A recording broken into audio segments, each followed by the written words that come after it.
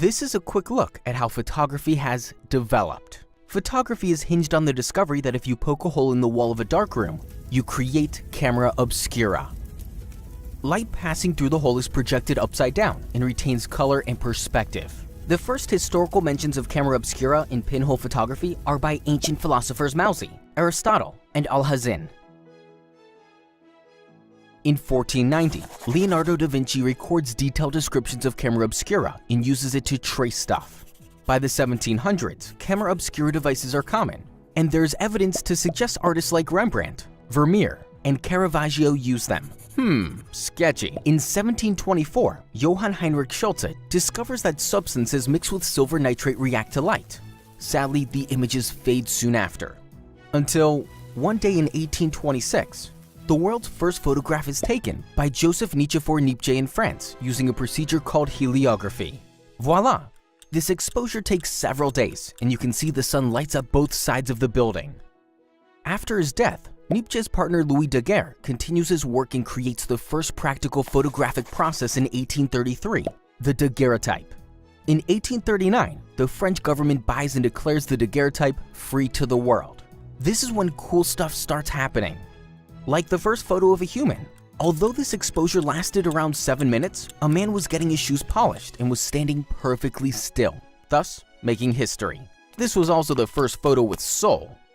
And of course, the world's first selfie is taken by a guy named Robert Cornelius. In 1840, Henry Fox Talbot unveils the calotype, a process based on negatives that allows for paper copies to be made. However, Talbot tried to charge license fees for the calotype, so it didn't really catch on. Compared to Daguerre, whose name is now one of 72 names inscribed on the Eiffel Tower, Talbot spent his life fighting lawsuits and eventually gave up on photography. You could say Talbot became a bit negative in the end. It's also important to mention the contribution of Sir John Herschel, who published many essential research papers and coined the term photography, from the Greek words of light and drawing. By the 1850s, mobile photo studios were all the rage because photos had to be developed on site. Exposure times were about 3 minutes long, so people used neck braces and drugs to keep still. It's also why nobody smiled in early photos. What could be the world's first Photoshop occurs in 1861. The head of Abraham Lincoln is placed on a more noble body. The world's first color photograph is also produced. It's of a bow. In 1871, Richard Leach Maddox, who had an outstanding mustache, invents the gelatin dry plate.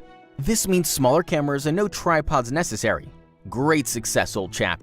Now, here's a cool story, bro. In order to settle the debate of whether all 4 of a horse's hooves ever simultaneously leave the ground, Englishman Edward Muybridge sets up 12 cameras with wire triggers in the path of a galloping horse.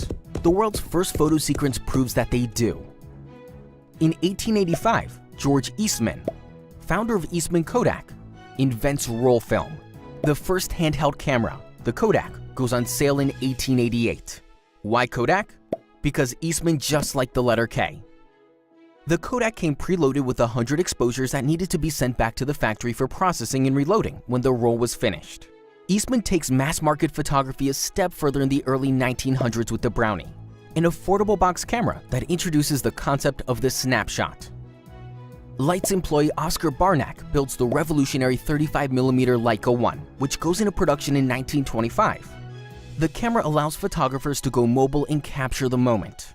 Some of the most iconic images in history would later be taken on Leicas. The first single-lens reflex SLR camera arrives in 1949. And the first digital image is created from a scan in 1957. However, digital cameras would only arrive a little later, in 1975, when Steve Sasson, a young engineer working for Eastman Kodak, invents the first digital camera. But nobody at Kodak is interested in digital. Who wants to see their photos on a TV? Why change the profitable film photography formula? Too late. Kodak only later switches to digital in 2004 and files for bankruptcy in 2012. The digital revolution begins in the 90s. DSLRs, point-and-shoots. Photography had never been more accessible. Well, until the first mobile phone with a camera came out in 2000. Game changer. 15 years later, and modern smartphones now have insanely powerful cameras. In just seconds, we are able to capture every moment and share it online. Photography has become a global passion and has truly brought the world closer together.